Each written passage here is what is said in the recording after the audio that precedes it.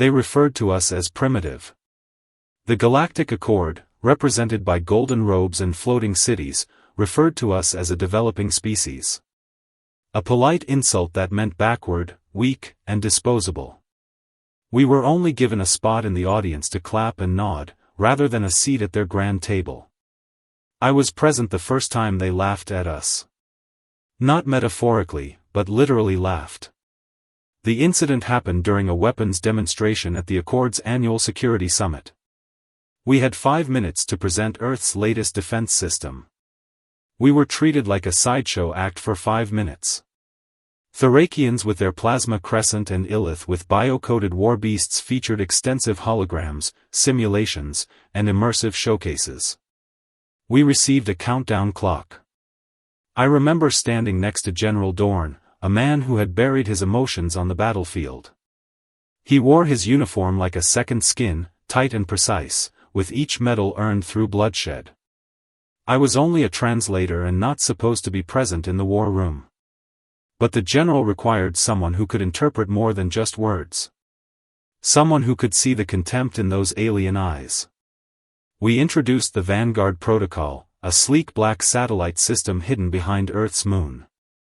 The chamber was filled with snickers. One of the attendees even inquired whether it was a weather balloon. One person jokingly asked if humans had finally discovered nuclear fusion. The Althean ambassador, a snake with translucent skin, clapped mockingly. General Dorn did not respond. He didn't have to. He simply tapped his data pad and said, "Watch." And everything changed. The orbital feed screens lit up one by one. This is real-time footage, not a simulation or model. When the Vanguard array was activated, the galaxy witnessed the true extent of human progress. Not just a defense system, but a global kill grid. The technology includes lasers that can penetrate magnetospheres, rail guns with tank-sized kinetic rounds, and nanoclouds that can disassemble organic or synthetic materials in minutes. It wasn't only the weapons. Precision, speed, and brutal efficiency were key factors. In 30 seconds, the Vanguard array simulated the destruction of over 700 enemy craft in Earth's orbit. Each target was marked with alien symbols for clarity. Modeled real warships based on publicly available fleet specifications. Then we dropped the real bomb. We tested Vanguard in live combat, rather than simulations. Dorn shared footage from 2 weeks earlier. Footage that had been removed from every Accord channel. A Theorokian Black Ops fleet entered Earth space to test our defenses. The Accord denied knowledge of it, citing rogue elements. But the feed was unmistakable. 27 enemy cruisers have entered our atmosphere. Nobody made it past the exosphere. The data was erased so quickly that only one transmission was sent. A single scream before static. And then no one laughed. The room became so quiet that I could hear my own breath. The Althean ambassador, who had previously clapped, now recoiled and looked to the exits. The Theorokian delegates' mouths hung open. Even the mechanical races, which were not supposed to experience fear, began recalculating probabilities aloud. The estimated threat rating is being re-evaluated. Re-evaluating human military capacity for non-conventional and high anomaly risks. And General Dorn stood still. "This isn't a threat," he explained. "This is a warning." That was the first time I witnessed the true nature of power. Not only in guns and satellites, but also in silence and lack of arrogance. We didn't have to scream. We didn't have to beg. We demonstrated the blade and asked them to imagine its use. After that, there was no more laughing at Earth. The silence following our presentation was deafening. The room was quiet because the usual chatter, snide commentary, and pompous commentary of races unfamiliar with real war had vanished. In that vacuum of arrogance, the Accord saw something unexpected. Fear.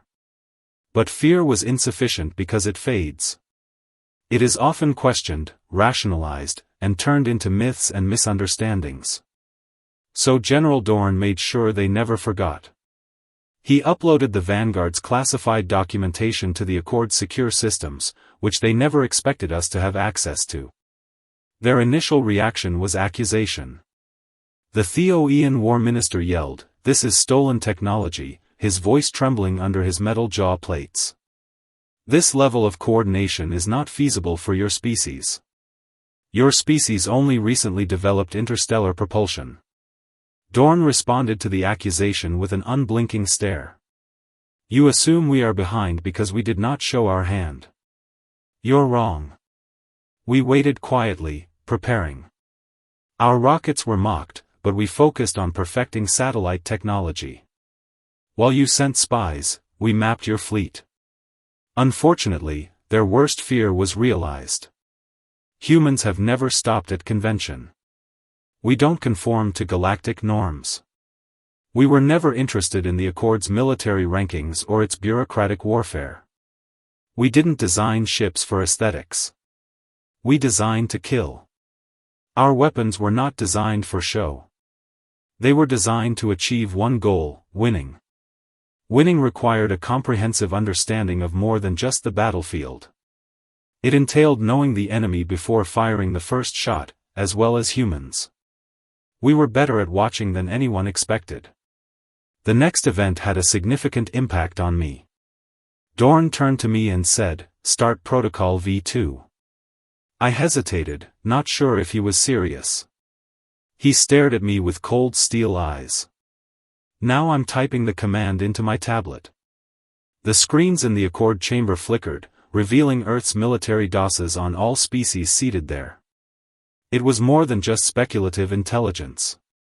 The analysis pinpointed weaknesses in armor systems, flagship designs, and command hierarchies.